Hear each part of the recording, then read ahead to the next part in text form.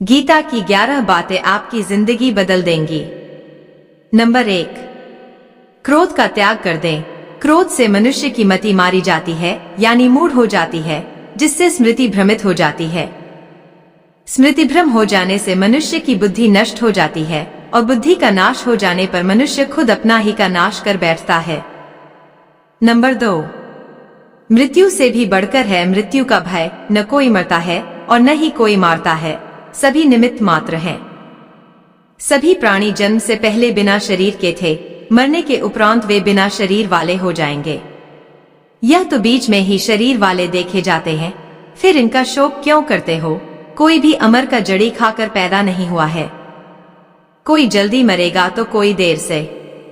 मृत्यु का भय मत पालो, मरना तो सभी को एक न एक दिन है। जो बना है वह फना है। नंबर 3, आत्मा अजर अमर है। आत्मा को न शस्त्र काट सकते हैं, न आग उसे जला सकती है, न पानी उसे भिगो सकता है, न हवा उसे सुखा सकती है। जो लोग यह मानते हैं कि मरता सिर्फ शरीर है, आत्मा नहीं। मेरे अपने जो मर गए असल में वे मरे नहीं हैं, उन्होंने तो देह छोड़ी है, वे कहीं और जन्म लेंगे। ऐसे लोग ही सच्चा मार्ग ढूंढ लेते हैं। नंबर 4, कोई हमारा अपना नहीं है। गीता में श्री कृष्ण अर्जुन से कहते हैं कि हे अर्जुन, तेरे और मेरे कितने ही जन्म हो चुके हैं। आज जिसे तू अपना समझ रहा है वे पूर्व जन्म में तेरे नहीं थे। मेरे और तेरे बहुत से जन्म हो चुके हैं। मैं उन सभी जन्मों के बारे में जानता हूं, लेकिन तू नहीं जानता।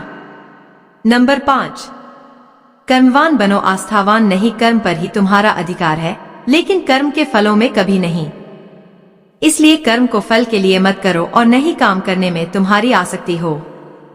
जिसका मन अपने वश में है, जो जितेंद्रिय एवं विशुद्ध अंतःकरण वाला है और संपूर्ण प्राणियों का आत्मरूप परमात्मा ही जिसका आत्मा है, ऐसा कर्मयोगी कर्म करता हुआ भी लिप्त नहीं होता। कर्मों में कुशलता को ही योग कहते हैं। नंबर 6, नरक का द्वार काम, क्रोध तथा लोभ, ये 3 प्रकार के नरक के द्वार सर्व अनर्थों के मूल और नरक की प्राप्ति में हेतु होने से यहाँ काम, क्रोध और लोभ को नरक का द्वार कहते हैं। आत्मा का नाश करने वाले अर्थात उसको अधोगति में ले जाने वाले हैं। अतएव इन तीनों को त्याग देना चाहिए। नंबर 7, व्यर्थ की चिंता छोड़ वर्तमान में जियो। क्यों व्यर्थ की चिंता करते हो? किससे व्यर्थ डरते हो? कौन तुम्हें मार सकता है? आत्मा न पैदा होती है न मरती है। जो हुआ वह अच्छा हुआ, जो हो रहा है वह अच्छा हो रहा है, जो होगा वह भी अच्छा ही होगा।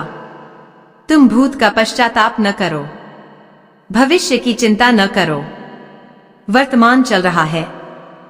नंबर 8, लगाव गाव की दुख का कारण है तुम्हारा क्या गया जो तुम रोते हो? तुम क्या लाए थे जो तुमने खो दिया? तुमने क्या पैदा किया था जो नाश हो गया?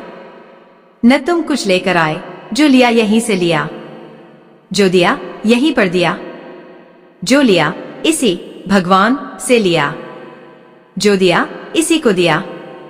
खाली हाथ आए और खाली हाथ चले। जो आज तुम्हारा है कल और किसी का था, परसों किसी और का होगा। तुम इसे अपना समझकर मग्न हो रहे हो। बस यही प्रसन्नता तुम्हारे दुखों का कारण है। नंबर 9, परिवर्तन को समझो और उसके साथ रहो। परिवर्तन संसार का नियम है। जिसे तुम मृत्यु समझते हो वही तो जीवन है।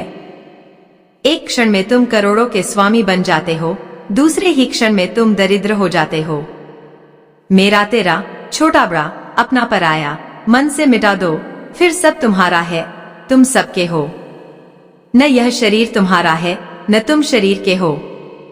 यह अग्नि, जल, वायु, पृथ्वी, आकाश से बना है और इसी में मिल जाएगा, परंतु आत्मा स्थिर है, फिर तुम क्या हो? नंबर 10, धर्म की शरण में रहो। यदि तुम खुद कुछ नहीं कर सकते हो तो श्री कृष्ण कहते हैं कि तुम अपने आप को भगवान को अर्पित करो। यही सबसे उत्तम सहारा है। जो इसके सहारे को जानता है वह भय, चिंता व शोक से सर्वदा मुक्त है। जो कुछ भी तू करता है उसे भगवान को अर्पण करता चल। ऐसा करने से सदा जीवन मुक्त का आनंद अनुभव करेगा। सारे धर्मों का त्याग कर मेरी शरण में हो जाओ। सर्वधर्मान परित्यज्य मामेकम शरणम व्रज। नंबर 11।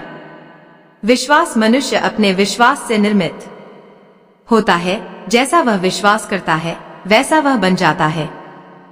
सदैव संदेह करने वाले व्यक्ति के लिए प्रसन्नता न इस लोक में है और न ही परलोक में।